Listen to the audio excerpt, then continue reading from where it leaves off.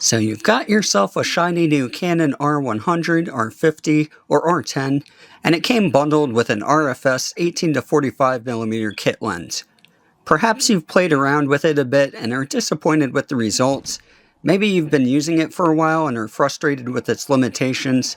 Or maybe you're thinking about buying one of these cameras with a kit lens and wondering whether it's a good idea. Today, we'll go over some tips, tricks, and camera settings that can help you make the most out of Canon's most basic RF-S lens, both for photo and video.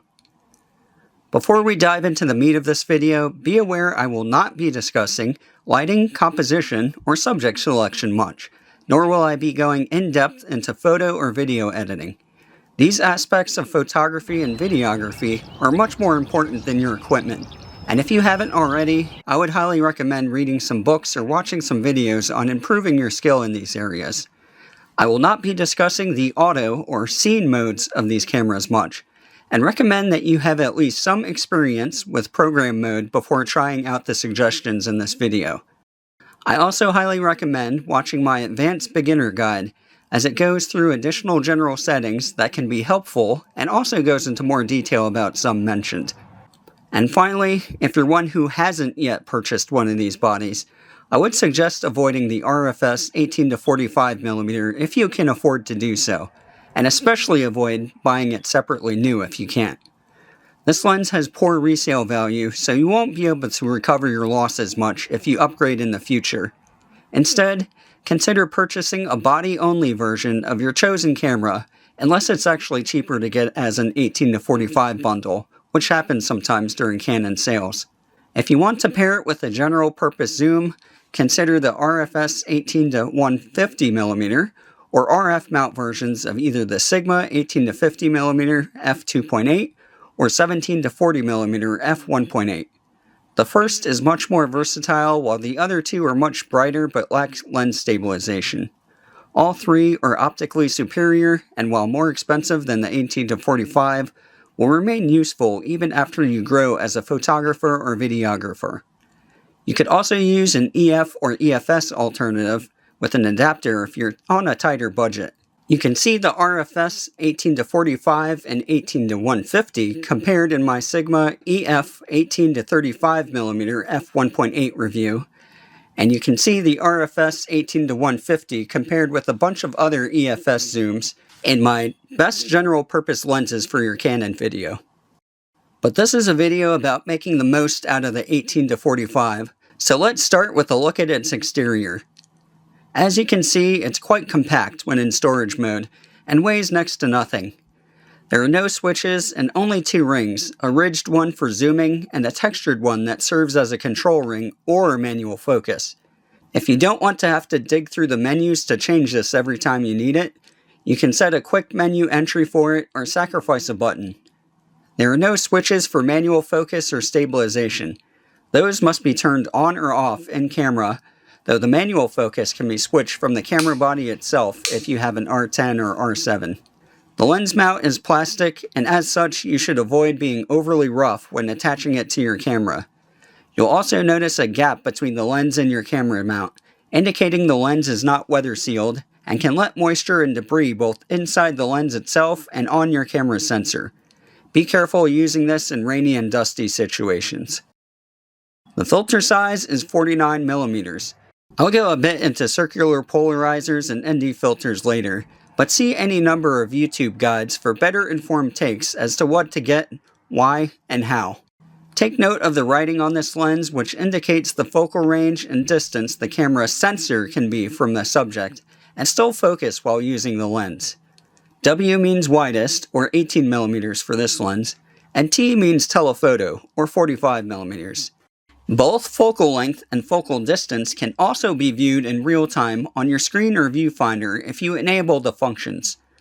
You can't use this lens until it's set to 18mm or higher. It takes a surprising bit of force to take it out or back into storage mode, but you'll get used to it with a little practice. You'll notice the lens does not come with a hood, and if you intend to use it outdoors in sunny conditions, you may want to invest in one of the third-party options, as the official Canon one is obscenely overpriced. After mounting the lens and ensuring it's clicked into place, it's ready to start taking pictures or video. but let's adjust a few relevant in-camera settings before we do. Note that the R50 may have a few more useful settings than what I describe here, and the R100 may lack some. First up is the red menu. For photos, it's recommended to use RAW or C-RAW, the latter of which is half the size at the cost of a slightly reduced ability to recover shadow detail. While special software is needed for some computers to view and edit RAW files, such as the free Digital Photo Professional that Canon provides, you can also easily convert them to JPEGs in-camera or through the Canon Connect app. So unless you're in a true rush to get your JPEGs out there, you can take advantage of RAW's benefits, which include exposure changes, improved dynamic range, white balance changes, and picture style changes. Those last two can have a huge impact on the 18-45's output, so having some leeway to experiment with can save otherwise bad photos. But what if you don't have time for editing, or you're jealous of your smartphone's instant high dynamic range photo composites that put the Canon JPEGs to shame? Well, shame until you zoom in and see the phone's over-sharpened muddiness, but regardless, that fancy dedicated camera should be able to do better, right? Luckily, we have 3 instantaneous options you can activate to narrow the gap. 3 different levels of auto lighting optimizer will slightly brighten some dark areas in your photos, and 2 levels of highlight tone priority can greatly improve highlight roll-off at the cost of your ability to go below ISO 200. Canon warns of both of these modes increasing noise, but in my experience, the amount is negligible. Also note that highlight tone priority has little to no effect for scenes with even lighting. These 2 options can be used with JPEGs in photo mode, but the third, HDR PQ shooting, not available for the R100, will produce a HEIF file if RAW is not activated.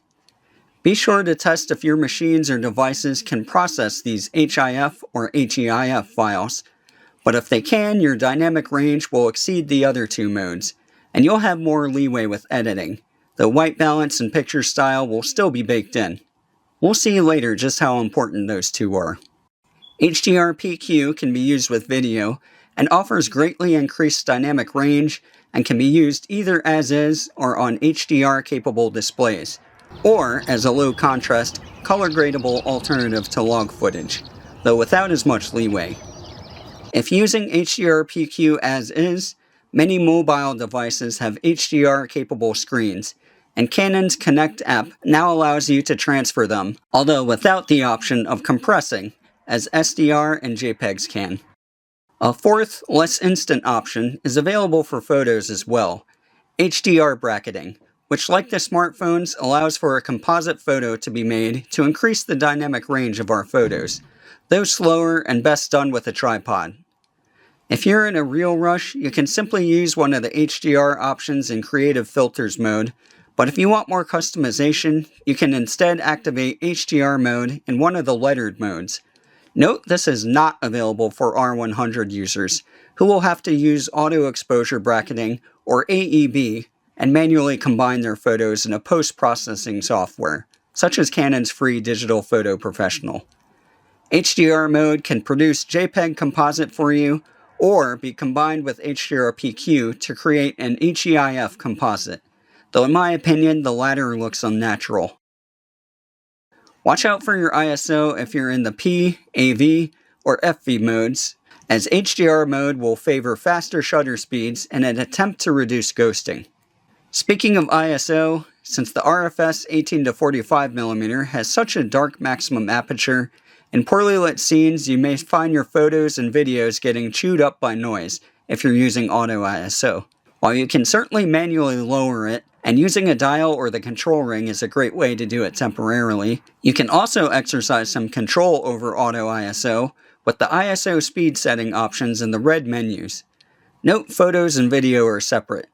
You can set a minimum and a maximum range that auto ISO selects from. I would recommend an auto maximum of 3200 or 6400 for these cameras, depending on your tolerance for noise.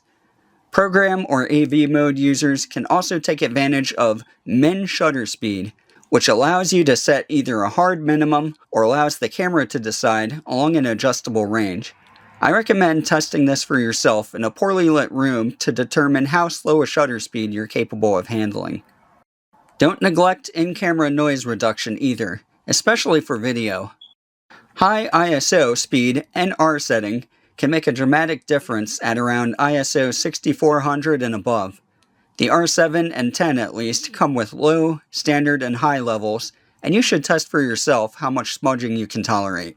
Personally, I prefer low. All the previous settings I mentioned here can make your images or footage look better regardless of what lens you use, but this is a video on the RF-S 18 to 45mm, so what can we do to get the most out of it specifically? To answer that, we'll first need to look at the baseline image quality, which will be done by repeating the scene here at different focal lengths and apertures. I'm using the 32 megapixel Canon EOS R7, so this test will be worst case scenario in terms of softness and other flaws.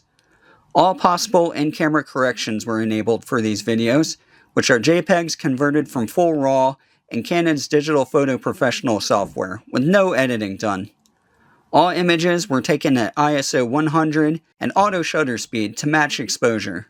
A tripod, electronic shutter, and remote shooting was used to eliminate human and shutter shake, and the camera's in-body stabilization was turned off as well. One-shot spot focus was used consistently and aimed at the red pepper stem for each photo.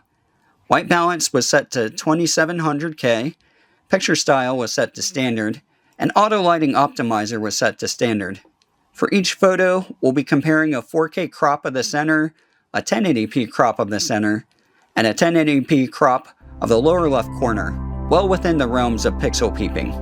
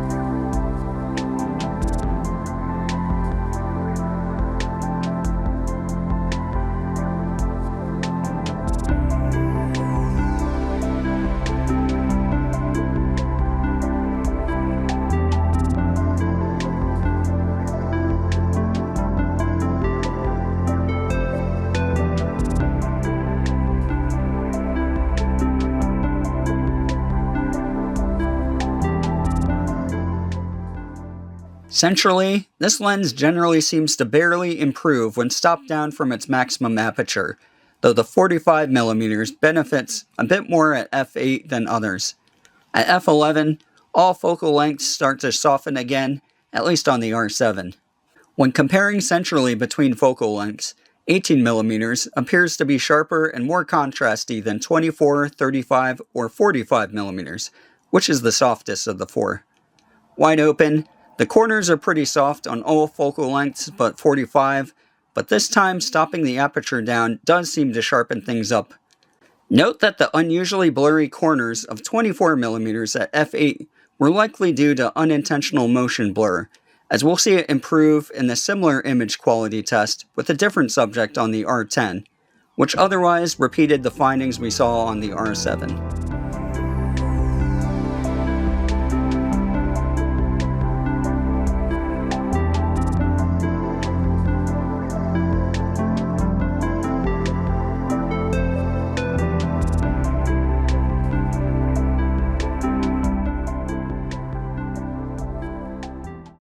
I mentioned using electronic shutter for both these tests to reduce shutter shock, but since electronic shutter can result in rolling shutter artifacts for fast-moving subjects and reduce shadow recovery depending on your camera model, how much sharpness will we lose using electronic first curtain or mechanical modes at low shutter speeds? Nothing discernible really with this lens, according to this single-shot test. So we got an idea of how this lens performs on a more or less two-dimensional scene, but what about a three-dimensional one? Using the centrally softest focal length, 45mm, we see low contrast and haziness wide open that improves dramatically at f8 and darker. That haziness is apparently due to spherical aberration, which typically reduces when stopping the aperture down.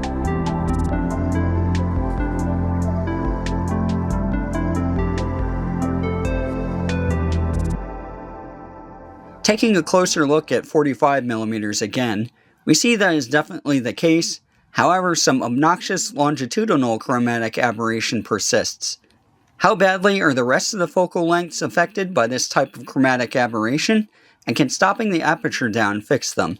Here, I focused as closely as possible to this angled chain for each focal length. Keep an eye on the out of focus areas.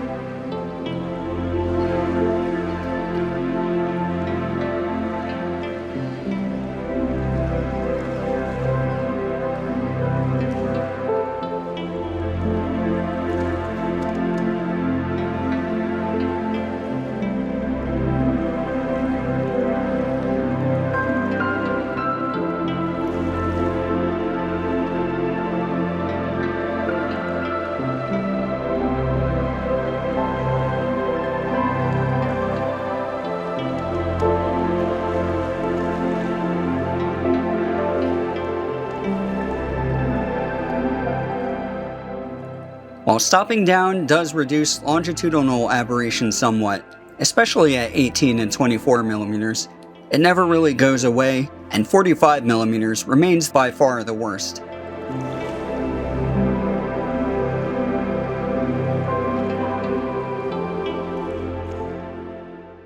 The spherical and longitudinal chromatic aberrations, along with the low contrast at 45mm, really degrade the imagery this lens produces in my opinion, and are strong enough to be unsightly even without pixel peeping.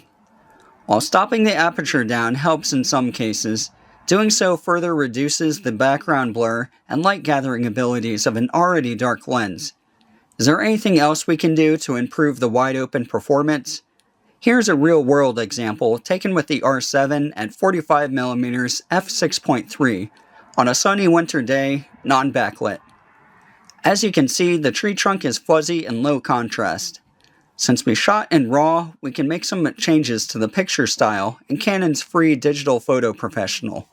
Note the options we'll be adjusting here can also be adjusted in camera and even saved to your picture styles, meaning these changes can be baked into your JPEGs and video. We'll stick with the standard picture style here, but take note the other options can differ in hue and tone beyond what is adjustable in camera. Our first step will be to activate Auto Lighting Optimizer, Standard, which brightens up the details but also lowers contrast, but we'll keep it on for this exercise. Increasing contrast to 4 severely reduces the haze but could cause clipping in bolder lighting, so we'll knock it back down to 2. Upping the saturation a bit to taste will bring back some of the color loss due to hazing, and bumping up Auto Lighting Optimizer to Strong seems to darken the haze a teeny bit more. You can adjust sharpness to your liking as well.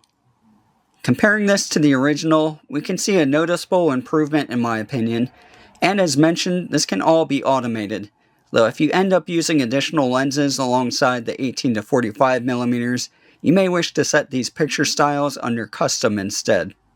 Here's another example at 35mm f5.6. I bumped saturation down to 1 for this scene, but it's impressive the difference a minor adjustment can make. How much difference can it make in video modes, where the dynamic range is lower and post-processing edits more difficult?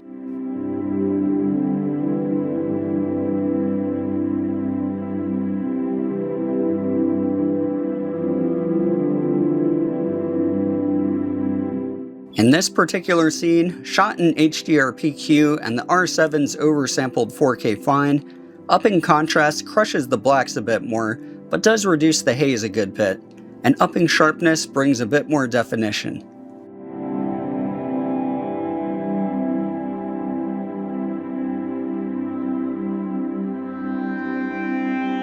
However, stopping down the aperture whenever possible will be preferable for close-up image quality, at least on the telephoto end.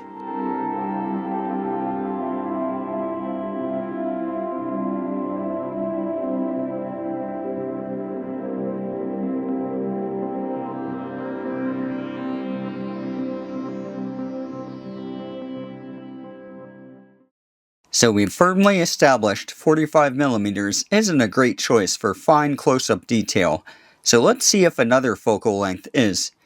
If you recall earlier, the wider focal ranges fared better in the general image quality tests, but while the maximum magnification of this lens doesn't differ much in autofocus, taking macro-ish shots at wide focal ranges can be a challenge for certain subjects, cause distortion, or block light sources. Is there a sweet spot we can find? Here, we'll be comparing 4K crops of a layered floral scene taken as close as possible with autofocus for each focal length. Any exposure changes are due to cloud interference.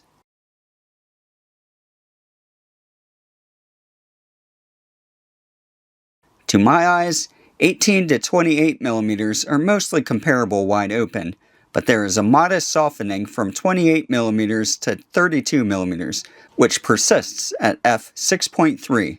40mm is progressively softer from 35, then things get really bad at 42mm onward.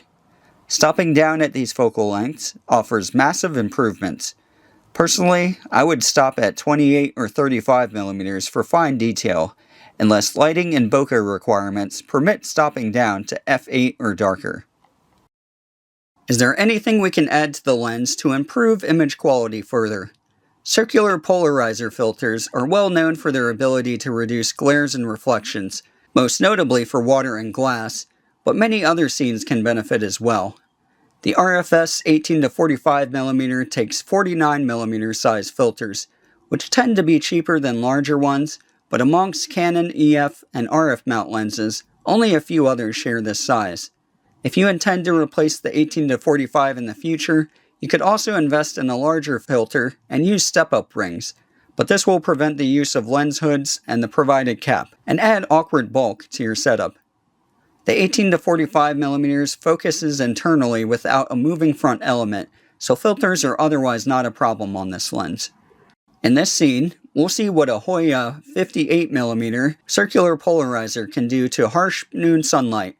A circular polarizer's efficacy varies based on the direction of the light, and you must rotate it to the right position to have the full effect, which also allows less light in.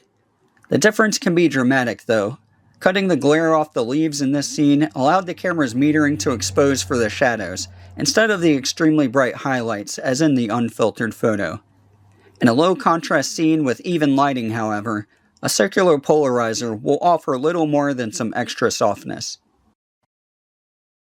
As mentioned earlier, a lens hood is another accessory that can potentially improve the 18 to 45's performance in certain lighting situations. Though, this particular lens isn't that susceptible to flaring and ghosting, as seen here.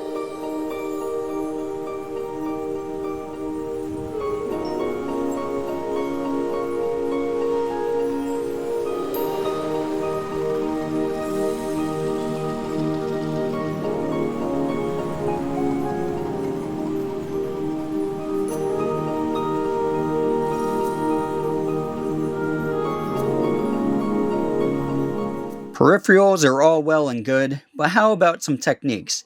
As mentioned, I won't be going into any photography or videography basics here, but there are some lens behaviors and quirks you should be aware of. Firstly, the minimum focus distance.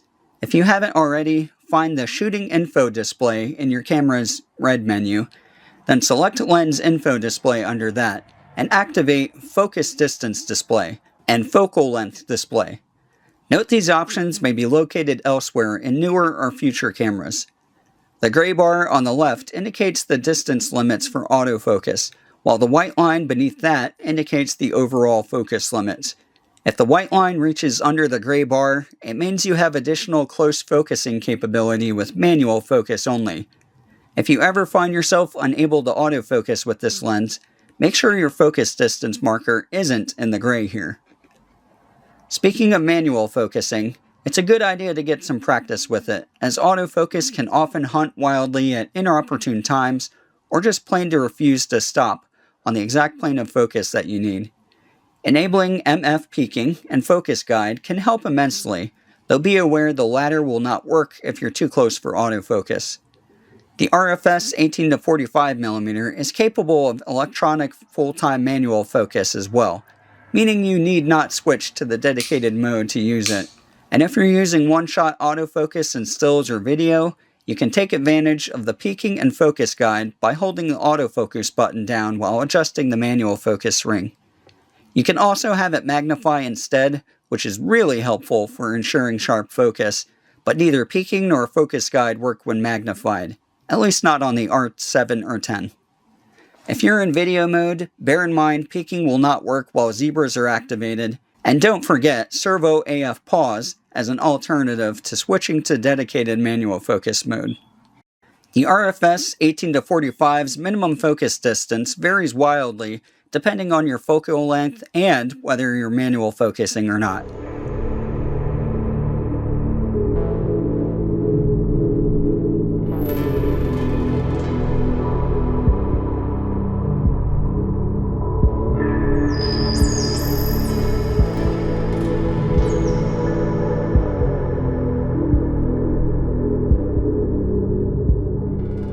With such a slow aperture lens, you might be inclined to always shoot as close as possible to maximize the amount of background blur. But in addition to the spherical aberration haze mentioned earlier, getting too close can distort your subject in an unflattering way depending on the focal length, as seen with the blockhead here. But how much background blur is possible with this lens? It depends on the aperture, focal length, distance of the subject from the background, and how close you can focus on the subject. We'll test the maximum focal length of each brightest possible aperture while focusing as closely as possible to this 3-inch high painted skull, about 5 feet in front of a small busy table. Another focal length related phenomenon to be aware of is background compression, which is more of an artistic choice rather than a better-worse situation. Sunstars can also be a nice artistic effect in your photos, but unfortunately those from the 18 to 45 are not particularly well formed or pleasing.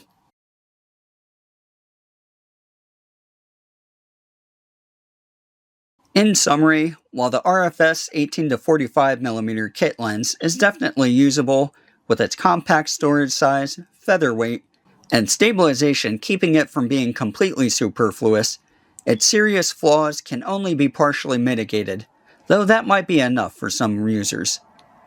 The biggest issue in my opinion, the dark variable aperture with its associated poor low light performance and deep depth of field, can be partly worked around with the min shutter speed and noise reduction options, as well as external lighting or flash for the former, and by focusing closer for the latter.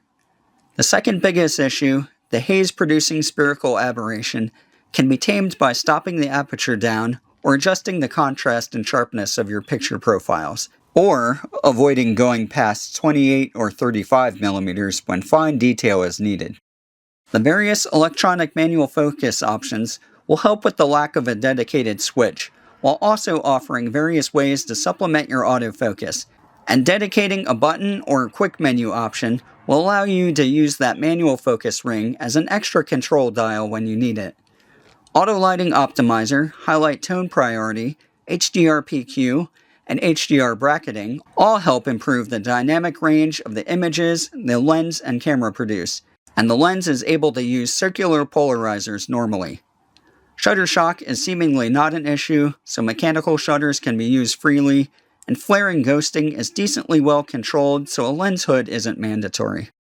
And if you haven't yet acquired this lens or are already looking for a replacement, here's a quick comparison at 45mm and 40mm against the RF-S 18-150mm and Sigma 17-40mm f1.8 respectively. I hope you found this video useful, whether you're an RF-S 18-45mm owner or thinking about getting one in a bundle. Thank you for watching, and if you enjoyed, please leave a like, comment, and/or subscribe.